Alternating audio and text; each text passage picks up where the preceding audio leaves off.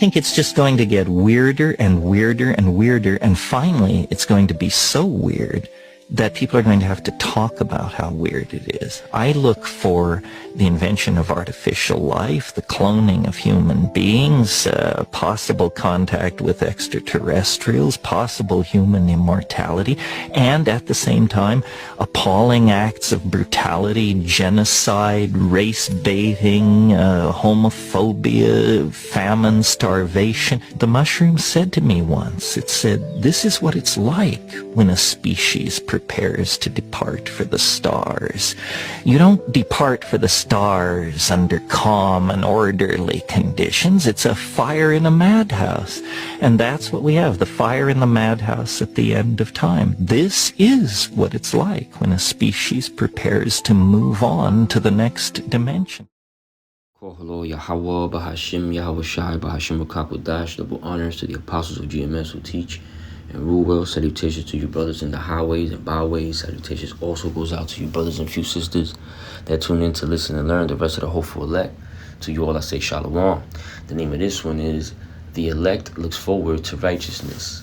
The elect looks forward to righteousness, man. And as you can see on the post-production, a video of this man called Terence McKenna, which he's basically, let me see, I had it down over here. Terence McKenna was an American philosopher, ethnobotanist, which is like basically people that study the connection between plants and humans, I want to say.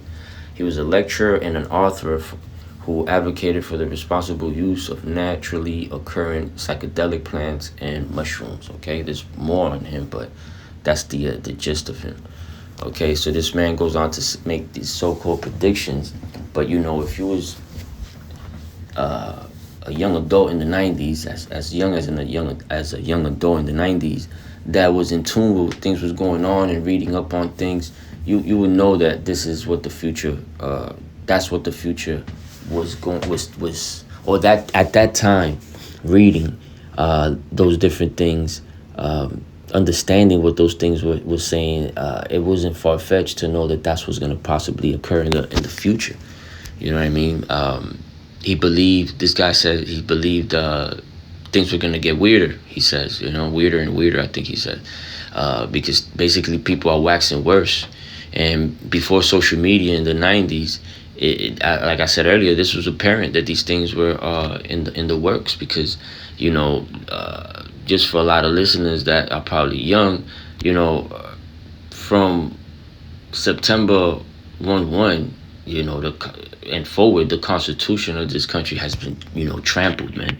A bunch of unrighteous decrees have come out. I think 5,000 or more alone after September 1/1, that event. Drugs is the use of drugs is higher than ever, as far as hardcore drugs like medication, pills, coke. You know what I'm saying? People be smoking some shit called K2. I don't know if that's a herb or synthetic herb or what, but people are into that, man. You fast forward a little more, you got same-sex marriage becoming legal. Cost of living has forever been high as hell, even from the 90s till now. You know what I'm saying? The food is defiled, the air is defiled, the water is defiled, everything's all contaminated, man. You know what I'm saying? Violence, in the other hand, that shit is romanticized, by movies, music, and social media, and that's not even counting all the other sufferings in the midst, man. The graping that's going on, the pedophilia that's been going on, and now the JE emails proves all of this, because a lot of this shit is in there, as far as like sex trafficking and drug use, and talk about cloning and transhumanism, all these things that this man was talking about, man. Because one of the things he said that he looks, I don't know if he meant he looks forward or he's looking for. He mentions artificial life, and I quote, clonings of human beings, contact with ETs, human immortality. You know what I'm saying? Then he goes on to say appalling acts of brutality are going to be happening. He says that genocide is going to be happening, race baiting, homophobia, famine, starvation. You know what I'm saying? That whole homophobia thing. There's always been people against that. You know what I mean? From the biblical times, from the Lord, the Father Himself was against that shit. But as of late, you know what I'm saying, I want to say for the last, since, as a matter of fact, we all know from when Biden came in office, what was that, 2020, around there? All these mentally disturbed people that he ramped up, and he basically put the battery pack on, you know what I'm saying, were coming out, and you had a lot of people against that. It was something that was viral all the time, confrontations between regulars and Decepticons, you know what I'm saying? But the point is, that's what came to mind when he had said homophobia, because homophobia has always been around, right? So-called homophobia, being scared of same sex or some shit. I think that's what that means. Anyways, he said that a mushroom told him that this is how it looks when the people are ready to depart for the stars, because he also mentioned how he wants to cross over to another dimension, or he's gonna cross. I forget. I was reading up on the guy. He's, that's going off, man. Taking these psychedelics and all this crazy shit to alter your mind, because all you really need is the Lord, man. You know what I'm saying? That's really all you need. Nonetheless, he said that the mushroom told him that, But, Esau's not going to no damn stars, man. I wouldn't call the stars damn. He's not going to the stars, man. Yeah, the Lord let that motherfucker go up there. He's just going to go defile it,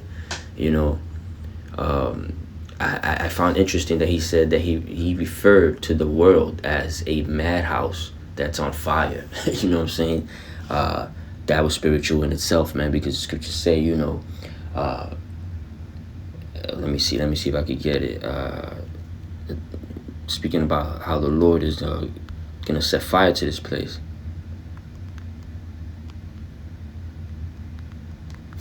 Luke chapter 12 verse 49, it says, I come to send fire on the earth. This man called the whole world a burning madhouse, right?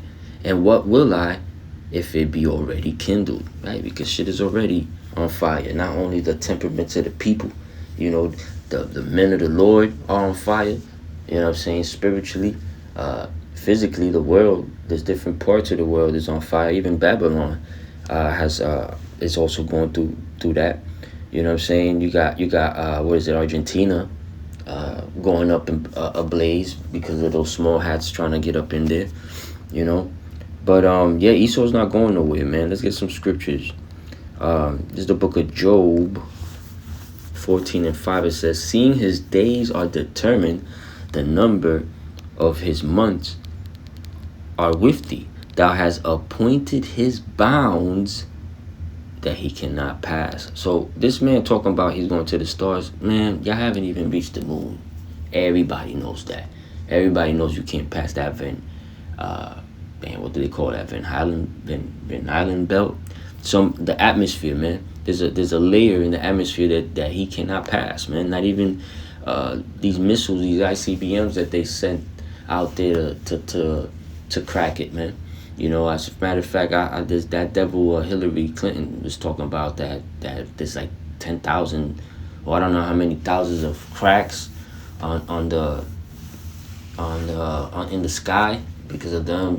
I forget what was the operation called, but they was trying to crack the firmament, man, or that layer of atmosphere that the Lord got that prevents these people from getting out. You know what I'm saying? But yeah, Esau's not going nowhere, man. The Lord bound this nigga, man. He has an expiration date, man. There's only so far this man is gonna go. This is the book of Revelations 12:12, right? Because he called this place a madhouse that's on fire. You know what I'm saying? Revelations 12:12 says this: therefore rejoice, ye heaven, and ye that dwell in them. Woe to the inhabitants of the earth and of the sea, for the devil Esau is come down unto you, having great wrath, because he knows that he has but a short time. You know what I'm saying? That wrath going into basically being, crazy mad, upset, to the point where you could be referred to as mad, as crazy. But hey, in this same book, it talks to you. Let me see. Let me get it right quick. It tells you how they're gonna come down like as madmen, sparing none.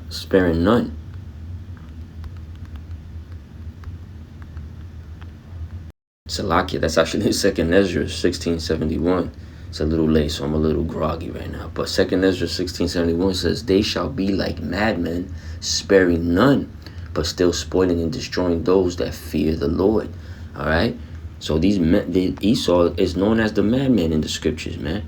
So the fact that this man said that this madhouse, was it that he said? Let me see. I jotted it down somewhere. He referred to this world as a madhouse that's on fire. So I found that very spiritual, man. And it most definitely is getting weird out here too, man. And that's due to the fact that people got very heavy demonic demons on them, man. Strong demons on them, and people just getting worse. This is a book of 2 Timothy chapter 3 verse 13. It says, "But evil men and seducers shall wax worse and worse, deceiving and being deceived." Now, many times we use the scripture. I want to say 9 out of 10 times we use the scripture basically to describe our people, first and foremost, that are going off and are deceiving the sheep, scattering the sheep. But also you could also use it for jakes that are in the into Christianity, and they're scattering the sheep also, and they believe in even more bugged out doctrines. You got the evangelicals going to Israel to get like a revamped, amended fucking doctrine of Christianity, man. You know what I'm saying? And they're gonna go back, teach that, disseminate all that information, and guess what? Jake is gonna listen to it. Jake is gonna eat that and run with it. You know what I'm saying? So you could use this many folds, man. You know what I'm saying? But definitely at the end of the day, man, evil men and seducers shall wax worse and worse. So yeah, he was right. It's definitely worse. Compared from the 90s to what we are now, man, in 2026. And it's only going to get even worse, man. It's going to get worse. We only in the, third month of 2026. And there hasn't been one dull moment, This is the book of Ecclesiastes, chapter 7, verse 8. It says, "Better is the end of a thing than the beginning thereof, and the patient in spirit is better than the proud in spirit." So yeah, the end of our captivity and the end of this man's rulership is better than the beginning of our captivity and the beginning of this man's rulership, man. All right? And the patient in spirit is better, definitely, because the proud in spirit, they're not even thinking about the Lord. The scriptures tell you that that they are not in the Lord's at all. In the Lord's, the Lord is not at all in their thoughts, Salakia. All right, they don't ever think about Yahweh Bashem Yahushai, about the Creator, even though they don't call on those names. The scriptures tell you that the name of the Lord is a terror or treacherous. You know what I'm saying? It's a terror to these heathens, man. So why would they be mentioning His name? You know what I'm saying? For any little situation. But the point is, the proud in spirit is asked out, because the scriptures tell you that, before pride is Salakia. Damn, I don't butcher it, man. Pride cometh before destruction, Salakia. I was mixing two scriptures up. Pride comes before destruction, man. And these devils are really, really proud.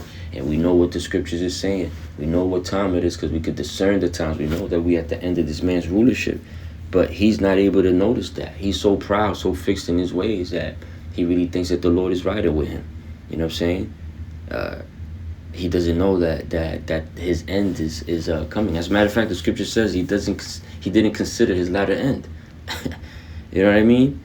So yeah, man, we're definitely almost out of here, man. In that other dimension, these Edomites are not going to be able to go. You know what I'm saying? The closest to that is the spirit world when they get put to death and then, come back for that second resurrection, that second death. You know what I'm saying? And that's what I meant. The second death. You know what I'm saying? Through that, which is gonna be through fire, man. You know what I'm saying? This is 2 Peter 3:13, because after all this is what we look for, man. This is why we do what we do, because this is gonna be a part of that penny, man, that the Lord is gonna give us back, which is rest, man. 2 Peter 3:13, it says, nevertheless, we, according to his promise, because Yahweh Bashem Yahushua promised this to us, look for new heavens and a new earth wherein dwelleth righteousness, man. So while this man is over here talking about he's looking for all these things that make Esau the goddamn devil that the Bible speaks of, we're looking for righteousness, man. We want out of here, man. We want this devil to be subdued, to get put out of power. You know what I'm saying? The Lord put us in power, started with Yahushua, King David, and on down, and righteousness will cover this whole earth, man. We're gonna still have to, hand out 2-3 pieces to these different nations, man, to keep them in check. But nonetheless, it's gonna be way better. The vibe is gonna be way better when this devil's put out of out of his fucking misery, man. So the elect looks forward to righteousness, man. All right, we're not looking forward to no forged transhumanism, micro C-hipped society, man, where it's just nothing but death and hell around us, man. All right.